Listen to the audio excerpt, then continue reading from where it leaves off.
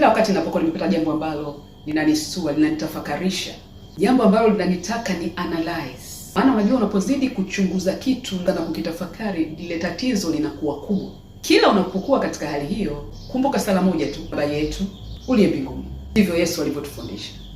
Umeshapata jambo, umeshapata taarifa ya daktari, umeshapata taarifa ya mtoto, umeshapata taarifa ambazo hazikufurahishi, usiendelee kuzirudia rudia. Kwa katika hali hii, utumie isala ya Baba yetu. Kwa sababu kuna matatizo maneno hayaji. Kama upo katika wakati huo, inabidi utumie sala ya Baba yetu. Kwa sababu Yesu ndio alituelekeza. Ni rahisi tu. Ina nguvu tu. Bila kuongeza neno lolote. Baba yetu uliye mbinguni, jina lako litukuzwe, ufalme wako ufike, utakalo lifanyike duniani kama mbinguni. Utupe leo riziki yetu, utusamee makosa yetu kama na sisi tunavyowasamea waliotukosea. Usitutie katika majaribu, lakini utuokoe na yule mwovu. Kwa ufalme wako, nguvu ni zako na utukufu ni wako hata milele. Amen. Na ni hivyo tu.